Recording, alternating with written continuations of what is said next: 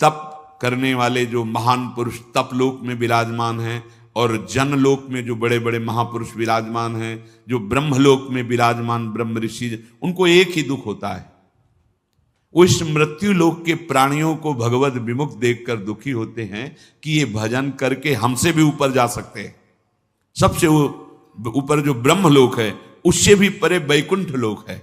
ये भजन करके नारायण का, हरि का, गोविंद का, ये हमसे भी ऊपर जा, लेकिन ये भूले हुए जीव भगवान नाम से रहित, भगवत भजन से रहित कैसे ये भटक रहे हैं। अगर दुख होता है, संतों के हृदय में अगर दुख होता है तो केवल भजन विमुख जीवों को देखकर, अरे भाई सावधान हो जाओ, तुम्हारा जीवन बड़ा दुर्लभ है, एक एक सेकंड बड़ा अमूल्य है। यदि तुम नाम नहीं जप रहे, भगवत आश्रित नहीं हो, तो तुम्हारा जीवन व्यर्थ जा रहा है। अच्छा, ये ही जीवन व्यर्थ चला जाए, केवल इतनी बात नहीं, आगे अब पता नहीं कब अवसर मिलेगा। जिनके संग से हरि स्मरण आ जाए, हरि स्मृति बढ़े, वही साधु समागम है। दोषों का नाश हो और निर्दोष अवस्था हरि स्मृति बढ़े। अब जब हरि स्मृति साधु समागम से, कि जैसे शीशा गला के छोड़ो तो जो द्रवित पदार्थ है वो ऊपर निकलने लगता है, ऐसे हमारा हृदय हरि स्मृति, जितनी बार हम नाम ले रहे हैं वो जाके हमारे हृदय को ठोस कर रहा है। वृंदावने जलद जाल समाकुलायाम, पहले तो निर्विकारिता लाएगा नाम, अनर्थ की निवृत्ति, जिससे हमें दुख मिलता है उन कर्मों को नष्ट करेगा। ये दो चार माला की बात नहीं है, जब तक घड़ा भर न जाए तब तक वो डालना होता है। गला हुआ शीशा ऊपर तक अब ठोस हो गया, अब उसमें एक बूंद पानी नहीं रुक सकता या द्रवित पदार्थ नहीं रुक सकता। ऐसे ही हमारा हृदय भी विषयों से भरा हुआ है, इसे खाली करना है। नाम, स्मृति, भगवत स्मृति, जितना आप स्मरण कर रहे हैं मानो आप अपने हृदय को विकारों से खाली और भगवत स्मृति से भर रहे हैं।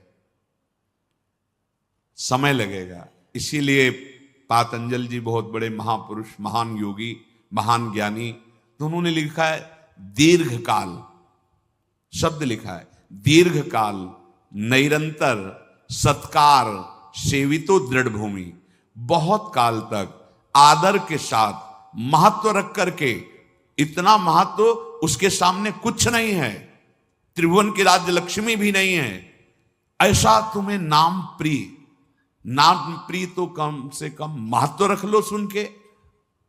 जब आप दीर्घ काल तक और निरंतर आदर के सहित, महत्व के सहित, तो दृढ़ भूमि, दृढ़ भूमि अब भर गया घड़ा हरि स्मृति से। जे ही हरि स्मृति से गला तक से भरे तो उसका फिर परिणाम क्या होता है? बोले श्रीपाद प्रबोधानंद जी जो कह रहे हैं, अश्रुधारा प्रवाहित होने, राधा रोमांच हो रहा है, और वो दृष्टि डालता है जिधर, तो वही श्याम गौर जोरी आंखों में झलमलाने लगती है, आंख मूंदे या खोले।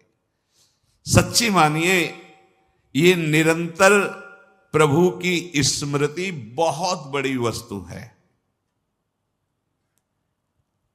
ये बहुत उत्तम फल प्राप्त हुआ है, या बहुत बड़ी कृपा प्राप्त हुई। जो भाव तुम्हारा बन पावे, निरंतर भगवत स्मृति, शरीर कहीं भी रहे, कैसी भी स्थिति में रहे, अगर आपके हृदय में सदा प्रभु की स्मृति चल रही तो प्रभु आपके हृदय में प्रकट हैं। पहले तो स्मृति रूप में और फिर रूप रूप में उनका रूप प्रकाशित होगा।